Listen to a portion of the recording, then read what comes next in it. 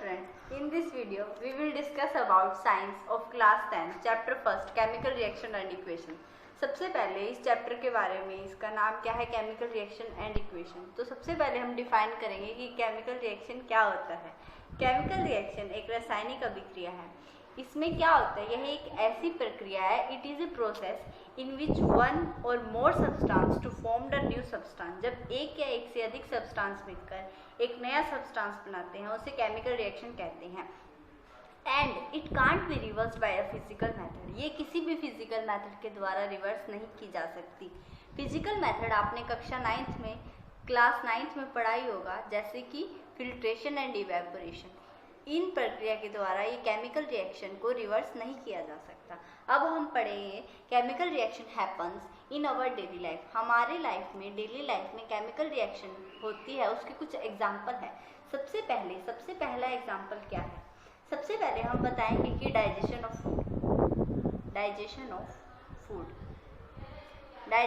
Food होता है खाने का पचना। भोजन का पचना हमारे डेली लाइफ का एक केमिकल रिएक्शन का लाइव एग्जाम्पल है। सेकंड एग्जाम्पल है रस्टिंग ऑफ आयरन। जैसे कि मैंने आपको बताया, इसमें भी एक केमिकल रिएक्शन ओकर होती है। जैसे कि हमारे घर में कोई 2 साल से पुरानी कार खड़ी है या कई सदियों से पुरानी कार खड़ी है, उसके ऊपर जंग लग जाता है। जंग कैसे लगता है, जब आयरन एयर के कांटेक्ट में आता है, और एयर में क्या प्रेजेंट होता है, ऑक्सीजन और हाइड्रोजन वाटर के कांटेक्ट में आता है, तो उस आयरन पे जंग लग जाता है। और जंग लगने के बाद वो क्या बनाता है, Sp2O3 और कुछ मॉलिक्यूल वाटर के। और ये क्या है, एक केमिकल रिएक्शन का लाइव एग्जांपल है। थर्ड वन क्या है थर्ड वन है हमारे अंदर रेस्पिरेशन मतलब कि श्वसन प्रक्रिया। रेस्पिरेशन क्या होता है, रेस्पिरेशन में हम ऑक्सीजन को इनहेल करते हैं और कार्बन डाइऑक्साइड को एक्सहेल करते हैं। कार्बन डाइऑक्साइड को क्या करते हैं, एक्सहेल करते हैं। ये भी क्या है, एक एग्जाम्पल है केमिकल रिएक्शन का हमारी डेली लाइफ में। फोर्थ क्या है, फॉर्मेशन ऑफ कर्ड। सबके घर में दही बनता होगा, जो प्रक्रिया है दूध से दही बनाने की, वो भी क्या है, एक केमिकल रिएक्शन का लाइव एग्जाम्पल है। अब देखिए फोटोसिंथेसिस प्रोसेस, जैसे कि फोटोसिंथेसिस प्रोसेस होगी, वो भी क्या है, लाइव एग्जाम्पल है केमिकल रिएक्शन का। अब मैं आपको आगे बताऊंगी कि केमिकल रिएक्शन में क्या क्या इन्वॉल्व होता है। स्टूडेंट, आगे अब हमें पढ़ना है कि जो केमिकल रिएक्शन है उसमें क्या क्या इन्वॉल्व होता है। सबसे पहले हमने ये पढ़ा, देखो कोई भी चीज़ ओकर होती है उसके कुछ लक्षण दिखाई देते हैं। जैसे कि अब केमिकल रिएक्शन होगी तो हमें कैसे पता लगेगा कि केमिकल रिएक्शन हो रही है या नहीं हो रही। तो सबसे पहले हमारे पास 4 प्रकार के चेंज आते हैं, 4 टाइप्स ऑफ चेंज ओकर्स होती है। सबसे पहले चेंज है चेंज इन स्टेट क्या होती है, आपको पता होगा, आपने 9th क्लास में पढ़ा होगा कि स्टेट में होता है एक सॉलिड, एक होता है लिक्विड, एक होता है गैस और एक होता है एक्वस। देखो नॉर्मल सबको सॉलिड, गैस और लिक्विड के बारे में पता है, लेकिन एक्वस के बारे में हम आपको आगे बताएंगे। तो सबसे पहले चेंज इन स्टेट मतलब कि जो सॉलिड है वो लिक्विड हो जाएंगे, जो लिक्विड है वो गैस हो जाएंगे, या गैस लिक्विड में या गैस सॉलिड में चेंज हो जाएगी, या एक्वस में चेंज हो जाएंगे। Second change in colour change हो जाएगा उनका। और थर्ड टेम्परेचर में चेंज हो जाएगा, टेम्परेचर रिलीज होएगा, टेम्परेचर दिया जाएगा, हाई होगा, लो होगा। और फोर्थ वन है इवोल्यूशन ऑफ गैस का बाहर निकलना। ये 4 कंडीशंस हैं जो केमिकल रिएक्शन इन्वॉल्व करती हैं। मतलब केमिकल रिएक्शन में ये 4 कंडीशंस ओकर होती है, जिससे हमें पता important parts are occurs in chemical reaction के अंदर हमें पता है कि 2 इंपॉर्टेंट पार्ट होते हैं। एक तो होता है रिएक्टेंट, एक क्या होता है reactant, and other one is product. तो ये 2 बहुत इंपॉर्टेंट रोल प्ले करते हैं केमिकल रिएक्शन के अंदर। अब देखिए मैं आपको ये बताऊंगी कि रिएक्टेंट और प्रोडक्ट होता क्या है। रिएक्टेंट क्या होता है, who take part in chemical reaction, जो केमिकल रिएक्शन में पार्ट लेते हैं उनको क्या, हमने कहा था ना, 2 सब्सटेंस मिलकर जो वो दो सब्सटेंस मिलते हैं ना, वो दो सब्सटेंस होती हैं रिएक्टेंट, और मिलकर जो नया सब्सटेंस बनाया जाता है उसको हम क्या कहते हैं, product. And the substance which are formed in a chemical reaction that is called product. समझ में आया आपको? आगे देखिए, अब हम बताएंगे कि रिएक्टेंट क्या होता है, प्रोडक्ट क्या होता है। जैसे कि हम आपकी बुक के अंदर एनसीईआरटी में एक एग्जाम्पल है, एक्टिविटी 1 में भी है कि when magnesium ribbon burned in air, और एयर में क्या प्रेजेंट होती है, ऑक्सीजन। जब मैग्नीशियम रिबन को ऑक्सीजन के साथ बर्न किया जाता है, एयर में बर्न किया जाता है, तो मैग्नीशियम ऑक्साइड बनाता है। अब देखिए, मैग्नीशियम का सिंबल होता है Mg और ऑक्सीजन का सिंबल होता है O2। जब Mg को O2 के साथ रिएक्ट करा जाता है तो MgO बनाता है। अब देखिए, मैं आपको बताऊंगी कि रिएक्टेंट क्या होते हैं। हमने पढ़ा who took part in chemical reaction, ये दोनों केमिकल रिएक्शन में पार्ट दे रहे हैं, तो ये क्या हुआ, एक रिएक्टेंट हुई। और जो नया प्रोडक्ट बन रहा है वो क्या होता है, प्रोडक्ट होता है। और एक नॉर्मल से आपको एक मैं ट्रिक बता देती हूँ कि कैसे याद रखना है। अब देखो, ये एरो है, इस एरो की कैप मतलब कैप का P, और जहाँ पर कैप है वो P और P क्या बन रहा है, प्रोडक्ट। और जहाँ पर कैप नहीं है वो साइड क्या है, रिएक्टेंट। जहाँ पर कैप है, कैप का P क्या बना रहा है, प्रोडक्ट का P प्रोडक्ट बना रहा है, और जहाँ कैप नहीं है वो क्या बना रहा है, रिएक्टेंट बना रहा है।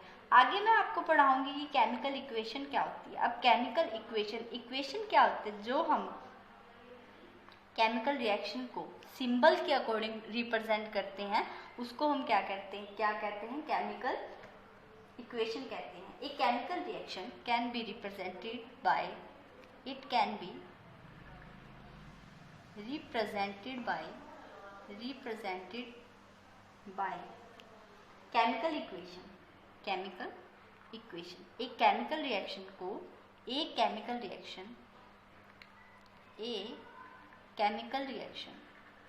Reaction represented by a chemical equation. और ये क्या इन्वॉल्व करता है, it involves symbol of substance of reactant and product. It involves symbols of substance के सिंबल को, जैसे हमने यहाँ मैग्नीशियम रिबन लिया था तो ये Mg को शो कर रहा है, यहाँ हमने ऑक्सीजन लिया तो ये O2 को शो कर रहा है। It involve symbols of substance of reactant side का भी सिंबल, रिएक्टेंट साइड को भी सिंबल में शो करता है, एंड प्रोडक्ट साइड को भी ये किस में शो करता है, सिंबल में शो करता है। अब देखिए एग्जांपल, Mg किसका सिंबल है, मैग्नीशियम का, है ना। और O2 किसका सिंबल है, ऑक्सीजन का। और ये क्या बन रहा है, MgO, मैग्नीशियम ऑक्साइड। मैंने आपको बताया था क्या बन रहा है, ये MgO, मैग्नीशियम ऑक्साइड। ठीक है। अब देखो रिएक्टेंट साइड ये है, जैसा कि मैंने आपको बताया कि एरो की कैप के इधर वाली साइड क्या होगी, रिएक्टेंट होगी, और कैप के उधर वाली साइड क्या होगी, प्रोडक्ट होगी। अब मैंने देखो आपको बताया, इस जो केमिकल इक्वेशन होती है ना, उसमें हमें ये बताया जाता है पहले तो इनकी स्टेट कि ये लिक्विड है, सॉलिड है, गैस है, और लिक्विड, सॉलिड, गैस और एक्वस। अब एक्वस क्या होता है, मैंने आपको बताया था कि मैंने आपको बताया सॉलिड जो ठोस हो, ठीक है, और लिक्विड जो तरल में हो, गैस जो गैसेस फॉर्म में हो। अब एक्वस क्या होता है, पानी के अंदर, सॉल्यूशन के अंदर, पानी के सॉल्यूशन के अंदर एक सॉल्वेंट को मिक्स कर देना। इसकी हम अगर डेफिनेशन दें तो डेफिनेशन ये क्या होगी, इट इज ए सॉल्यूशन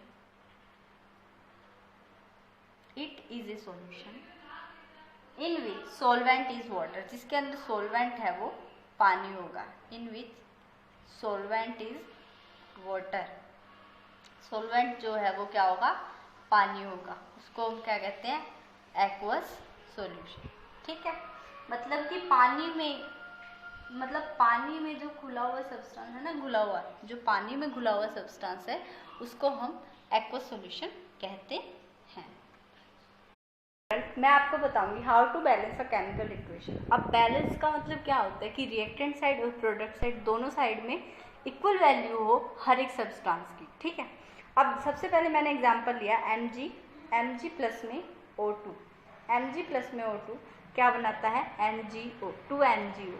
अब सबसे पहले बैलेंस को इक्वेशन को बैलेंस करने के लिए हम एक टेबल बनाएंगे। उसमें क्या होगा, पहला एलिमेंट लिखेंगे, फिर हम रिएक्टेंट लिखेंगे और फिर हम क्या लिखेंगे, प्रोडक्ट लिखेंगे। तो एलिमेंट्स का मतलब क्या है कि इस पूरी इक्वेशन में कितने एलिमेंट्स यूज़ किए गए हैं, सबको अलग अलग डिफाइन करेंगे। तो हमने किया Mg और ऑक्सीजन, 2 ही यूज़ किए गए हैं फर्स्ट में। तो देखो अब हम देखेंगे रिएक्टेंट साइड में ये होती है रिएक्टेंट साइड और ये होती है प्रोडक्ट साइड। तो रिएक्टेंट साइड में Mg कितने हैं, यहाँ पर सिर्फ 1 Mg है, तो यहाँ पर क्या लिख देंगे 1। और यहाँ प्रोडक्ट साइड में Mg कितने हैं, 2 लिखा हुआ है, मतलब ये 2 इन दोनों से मल्टीप्लाई होगा। और अगर ये नीचे वाला 2 है तो ये सिर्फ इसी की क्वांटिटी बता रहा है। तो यहाँ पे Mg भी कितना है 2 और O भी कितना है 2। लेकिन यहाँ पे हमने देखा यहाँ भी ऑक्सीजन 2 है। अब देखो ये तो इम्बैलेंस हो गया, मैग्नीशियम रिएक्टेंट साइड में 1 है और प्रोडक्ट साइड में क्या है 2 है। तो अब देखो इसको हम 2 कैसे बना सकते हैं, इसको हम 2 से मल्टीप्लाई कर सकते हैं तभी 2 बनेगा। इसका मतलब इस Mg को हम क्या कर देंगे 2 से मल्टीप्लाई कर देंगे। अब दोनों साइड क्या होगी, इक्वेशन बैलेंस होगी। देखो ये 2 Mg, यहाँ भी 2 Mg, यहाँ O2, यहाँ पे भी O2। ठीक है स्टूडेंट, फर्स्ट इक्वेशन ये बैलेंस कर दी। सेकेंड इक्वेशन 3Fe, मतलब ये हमने आयरन लिया, आयरन लेके और इसमें हमने क्या किया H2O किया, तो Fe3O4 प्लस में H2 की क्वांटिटी में इसने हाइड्रोजन गैस निकाली। अब देखिए अब हमने लिख लिया वही सेम प्रोसेस, एलिमेंट में क्या आता है आयरन, हाइड्रोजन और ऑक्सीजन, और यहाँ पे रिएक्टेंट और यहाँ पे क्या आ गया प्रोडक्ट आ गया स्टूडेंट्स। अब देखिए रिएक्टेंट साइड ये है, तो रिएक्टेंट साइड में आयरन कितना है 1 है और इधर आयरन कितना है, आयरन की क्वांटिटी कितनी है 3 है। अब यहाँ हाइड्रोजन कितना है 2 हाइड्रोजन है और इधर भी हाइड्रोजन कितना है 2 है। यहाँ ऑक्सीजन कितना है 1 है और इधर ऑक्सीजन कितना है स्टूडेंट्स 4 है। देखो स्टूडेंट्स ये इम्प्रॉपर है, मतलब कि बैलेंस नहीं है इक्वेशन। इसको 3 बनाने के लिए हमने यहाँ पर इसको क्या कर दिया 3 से मल्टीप्लाई कर दिया, तो ये यहाँ पर 3 बन गई, इसका मतलब इसको भी हम 3 से मल्टीप्लाई करेंगे। स्टूडेंट्स समझ में आ रहा है स्टूडेंट्स आपको। आगे देखिए हाइड्रोजन यहाँ 2 है, यहाँ पे भी 2 है, तो ये एक बात बिल्कुल ठीक है। अब ये भी हो गया बैलेंस।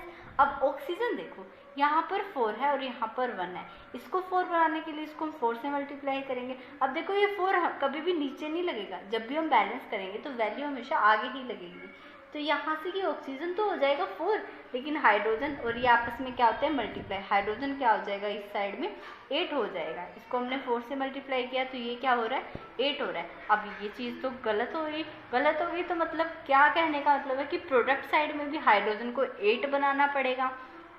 हाइड्रोजन को 2 को 8 बनाने के लिए हम 2 को 4 से मल्टीप्लाई करेंगे तो यहाँ पे भी 8 बन जाएगा, तो इसलिए यहाँ पे भी इसको 4 से मल्टीप्लाई करें। अब स्टूडेंट्स देखिए ये 3 है, ये 3 है बैलेंस, ये 8 है, ये 8 है बैलेंस, ये 4 है, ये 4 है बैलेंस।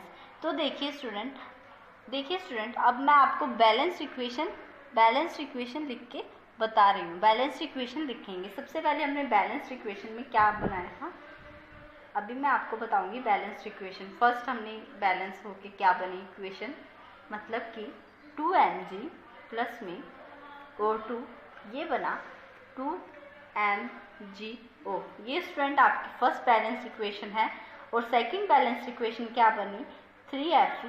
Fe आपको पता होगा आयरन का सिंबल है, और 4H2O मतलब वाटर है, और ये क्या बना Fe3O4 प्लस में 4H2। ये both are balanced equation student. Okay student done. आगे स्टूडेंट अब हम पढ़ेंगे why do we need to balance a chemical equation. एक केमिकल इक्वेशन को बैलेंस करने की ज़रूरत क्यों पड़ती है। अभी हमने इससे पहले पढ़ा था कि हमें बैलेंस कैसे किया जाता है इक्वेशन को। अब हम ये पढ़ेंगे कि जो हमने बैलेंस किया था उसकी ज़रूरत क्यों पड़ती है। सबसे इम्पोर्टेंट चीज़ क्या है कि law of conservation of mass, ये सबसे इम्पोर्टेंट रीज़न है कि जो एक मैटर होता है, matter can neither be created and nor be destroyed in a chemical reaction but it can change one form to another form. मतलब मैटर ना तो बन सकता है और ना हम उसको बिगाड़ सकते हैं, लेकिन वो एक फॉर्म से दूसरे फॉर्म में चेंज हो सकता है। So the number of element in a chemical reaction should remain same at the reactant and product side. इसके कहने का मतलब ये है कि जो नंबर रहेगा एलिमेंट्स का, मतलब अगर रिएक्टेंट साइड में 2 है तो प्रोडक्ट साइड में भी 2 ही रहेंगे, या 3 है तो 3 ही रहेंगे। शुड रिमेन सेम, वो सेम रहेंगे दोनों साइड में, रिएक्टेंट साइड में और प्रोडक्ट साइड में। इतना समझ में आया स्टूडेंट्स? आगे देखिए, मैं आपको बताना चाहती हूँ कि इस चैप्टर में ये बताया हुआ है कि टाइप्स ऑफ केमिकल रिएक्शन। अब केमिकल रिएक्शन है, उसके बहुत सारे टाइप होते हैं। सबसे पहले मैं डिफाइन करूँगी कॉम्बिनेशन एंड रिएक्शन। अब देखो, कॉम्बिनेशन इस नाम में छुपा है। कॉम्बिनेशन मतलब कंबाइन। क्या होता है? कंबाइन। कंबाइन करना मतलब मिलना, दो चीज़ों का मिलना। कंबाइन कभी एक चीज़ तो कंबाइन होएगी नहीं, दो चीज़ कंबाइन होएगी। तो इसका मतलब क्या होता है कि द रिएक्शन इन विच 2 और more reactant, the reaction in which 2 or more reactant combine to form a single product। मतलब कि कहने का मतलब ये है कि 2 या 2 से अधिक रिएक्टेंट कंबाइन होकर एक सिंगल प्रोडक्ट बनाए, उसको हम कॉम्बिनेशन रिएक्शन कहते हैं। जैसे कि हमारे पास A प्लस B कोई रिएक्टेंट है, वो मिलकर AB बनाता है, उसको हम क्या कहेंगे? प्रोडक्ट कहेंगे। इसका एक एग्जाम्पल है बर्निंग ऑफ कोयल। बर्निंग ऑफ कोयल, इसका एग्जाम्पल क्या है? Burning of coal. Burning of coal में क्या होगा? अब देखो, जो कार्बन है सॉलिड फॉर्म में और जो ऑक्सीजन है गैस फॉर्म में, क्या बनाता है ये? CO2। क्या बनाएगा ये? गैस बनाएगा। अब देखो, 2 रिएक्टेंट मिलकर एक प्रोडक्ट, 2 रिएक्टेंट कंबाइन होकर एक प्रोडक्ट बना रहे हैं, तो ये किसका एग्जाम्पल हो गया? कॉम्बिनेशन रिएक्शन का। अगला है फॉर्मेशन ऑफ वाटर। अब जो फॉर्मेशन ऑफ वाटर है वो भी इसी का एग्जाम्पल है। फॉर्मेशन ऑफ वाटर में क्या होता है स्टूडेंट? H2 गैस के रूप में होती है और O2 भी गैस के रूप में होती है, और बनता क्या है हमारे पास? Liquid H2O। क्या बनता है हमारे पास? Liquid H2O। ये दोनों एग्जाम्पल है हमारा कॉम्बिनेशन रिएक्शन का। ठीक है स्टूडेंट, आगे मैं आपको अगले पार्ट्स बताऊंगी। Done students? अगला है part decomposition reaction. In this reaction A compound split मतलब टूटना, डिकम्पोज होना मतलब एक चीज को 2 या 2 से अधिक पार्ट्स में स्प्लिट होना, इनटू 2 और more substance is called decomposition reaction. इसके कहने का मतलब ये है कि एक सब्सटेंस का एक से ज़्यादा पार्ट में स्प्लिट होना क्या कहलाता है? डिकम्पोजिशन रिएक्शन कहलाता है। अब इसके 3 पार्ट होते हैं। डिकम्पोजिशन रिएक्शन होती है बाय हीट, बाय इलेक्ट्रिसिटी और बाय सनलाइट। तो सबसे पहले थर्मल डिकम्पोजिशन। थर्मल का मतलब ही क्या होता है? Heat. When decomposition is carried out by passing heat, मतलब कि हीट के पास करने से डिकम्पोजिशन हो, मतलब कि एक सब्सटेंस जैसे कि CaCO3 जब हीट पास करेंगे तो ये CaO और CO2 में डिवाइड हो जाएगा। मतलब कि कहने का मतलब ये है कि एक सब्सटेंस हीट के द्वारा, हीट पास करने के द्वारा 2 सब्सटेंस में स्प्लिट हो रहा है, 2 और मोर सब्सटेंस में स्प्लिट हो रहा है। अगला है इलेक्ट्रिसिटी। इलेक्ट्रिसिटी क्या होता है? When decomposition is carried out by passing electricity. Decomposition हो लेकिन इलेक्ट्रिसिटी पास करने से हो। कहने का मतलब कि हमने वाटर लिया, वाटर को हमने जब इलेक्ट्रिसिटी पास की तो वो H2 और O2 गैस में डिवाइड हो गया। ठीक है, अगला है फोटोलाइसिस। फोटोलाइसिस का मतलब क्या होता है? फोटोलाइसिस मतलब सनलाइट, फोटो मतलब लाइट, सनलाइट के बारे में बता रहा है। इसमें क्या होगा? जो डिकम्पोजिशन होगी is carried out in presence of sunlight, sunlight की वजह से होगी। जैसे कि हमने AgCl लिया, सो सिल्वर क्लोराइड लिया, हमने सन दिया तो सिल्वर अलग हो गया और क्लोरीन अलग हो गया। ठीक है, और जो ये सिल्वर क्लोराइड वाली रिएक्शन है ये हमें ब्लैक एंड वाइट वाली फोटोग्राफी में यूज़ की जाती है। अगला थर्ड पार्ट है students displacement reaction. Displacement reaction क्या होता है? जैसे कि कोई पहले हम इसकी डेफिनेशन पढ़ते हैं क्या होती है। This reaction in which more reactive element displace less reactive element. इसका कहने का मतलब ये है कि जब मोर रिएक्टिव एलिमेंट हो वो लेस रिएक्टिव एलिमेंट को डिस्प्लेस करना, मतलब कि कोई ताकतवर आदमी किसी कमज़ोर आदमी को उस स्थान से हटा के खुद खड़ा हो जाए, उसको हम क्या कहते हैं, डिस्प्लेसमेंट रिएक्शन कहते हैं।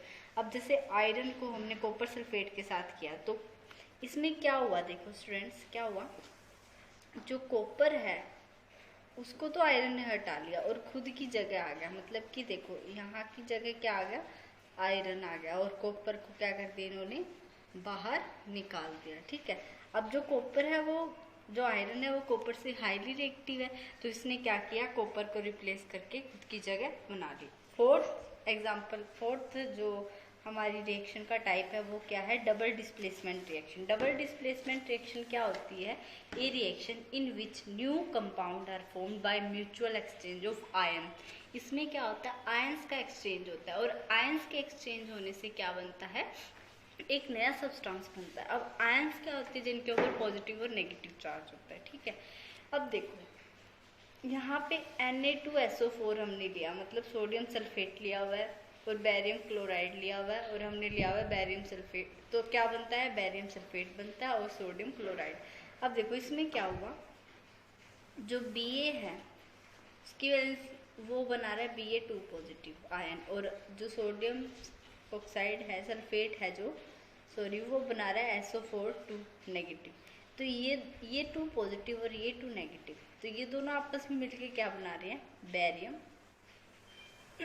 बैरियम सल्फेट बना रहे हैं। ठीक है, और सोडियम क्लोराइड साथ में सॉल्ट निकल रहा है। कहने का मतलब कि आयन का एक्सचेंज हो रहा है और एक नया कंपाउंड बन रहा है। इसी तरह देखो Na2, अब देखो Na2 तो किसके साथ जा रहा है, Cl के साथ जा रहा है, और SO4 किसके साथ जा रहा है, बैरियम के साथ। इनके आपस में आयन का एक्सचेंज हो रहा है, और Na और Cl में आयन का एक्सचेंज हो रहा है, तो क्या बन रहा है, बैरियम सल्फेट और सोडियम क्लोराइड। अब देखो इसमें एक टर्म आएगी स्टूडेंट्स, बुक के अंदर ही है, प्रेसिपिटेट क्या होता है। प्रेसिपिटेट क्या होता है, it is an insoluble solid. ये एक इनसोल्यूबल सॉलिड होता है, that emerge from a liquid solution, जिसको लिक्विड सॉल्यूशन में, जिससे लिक्विड सॉल्यूशन बनाया जाता है, उसको क्या कहते हैं, precipitate, that emerges from a liquid solution. ठीक है स्टूडेंट, डन।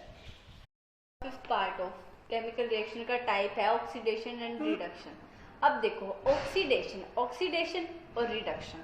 ऑक्सीडेशन में क्या वर्ड है, ऑक्सी, ऑक्सी मतलब ऑक्सीजन। ठीक है, इसमें क्या होता है, ऑक्सीजन का एडिशन होता है टू सब्सटेंस, मतलब addition of oxygen to substance, किसी भी सब्सटेंस में ऑक्सीजन ऐड की जाती है, एंड रिमूवल ऑफ हाइड्रोजन, और हाइड्रोजन को बाहर निकाल दिया जाता है। रिडक्शन, रिडक्शन में क्या होता है स्टूडेंट्स, एडिशन ऑफ हाइड्रोजन, इसमें हाइड्रोजन का एडिशन होता है, और removal of oxygen from a substance, और ऑक्सीजन को बाहर निकाल दिया जाता है।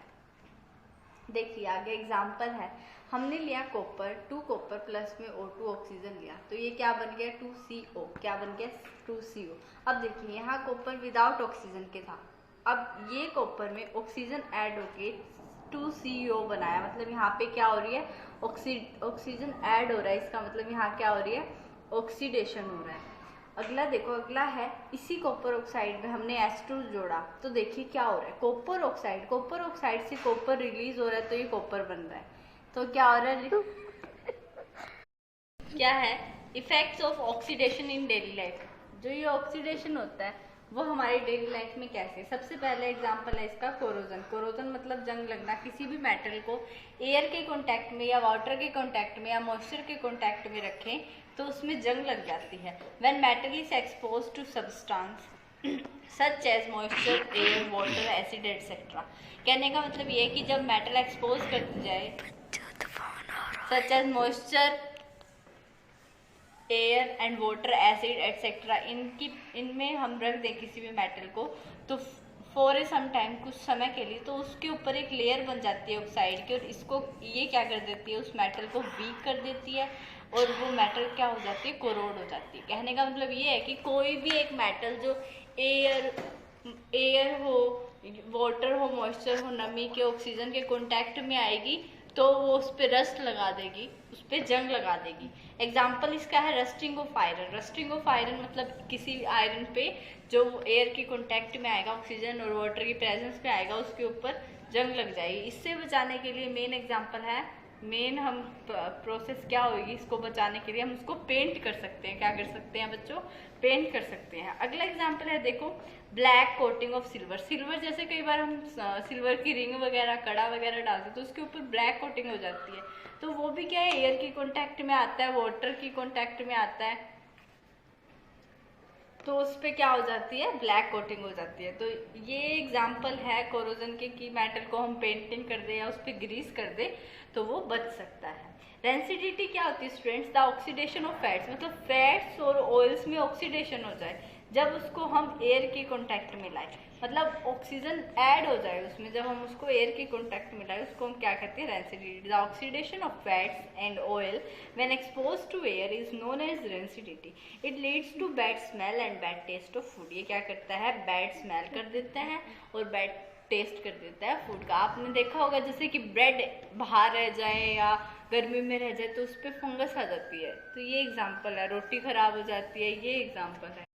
स्टूडेंट आगे क्या है, chemical reaction on the basis of temperature. वैसे तो हमने पढ़ा होगा कि ये तो हमारे पास केमिकल रिएक्शन के जो मैंने आपको पीछे टाइप पढ़ाए हैं वो कंप्लीट हो चुके हैं। अब है हमारे पास chemical reaction on the basis of temperature. अब टेम्परेचर के बेस पे केमिकल रिएक्शन की दो टाइप है। सबसे पहले है exothermic reaction and second one is endothermic reaction. अभी मैं आपको पढ़ाऊंगी what is exothermic reaction. Exothermic reaction in which heat is released. ऐसी एक्सो मतलब एक्स मतलब होता है, एक्स मतलब बाहर करना, किसी चीज को बाहर करना। हीट इज रिलीज्ड, इसमें क्या हो रही है, हीट रिलीज हो रही है, हीट बाहर हो रही है along the formation of product. जैसे ही प्रोडक्ट बन रहा है हीट बाहर हो रही है, कॉल्ड एक्सोथर्मिक रिएक्शन। उसको क्या कहते हैं, एक्सोथर्मिक रिएक्शन कहते हैं। ठीक है। एक्सोथर्मिक मैंने अब दोबारा बता रही हूँ, एक्स मतलब किसी चीज का आउट होना, एक्सक्रीट करना, एक्सर्ट करना, एग्जिट करना, ये रिलेट वर्ड है ना, ई एक्स। तो इसमें भी क्या हो रही है, हीट रिलीज हो रही है, हीट बाहर हो रही है।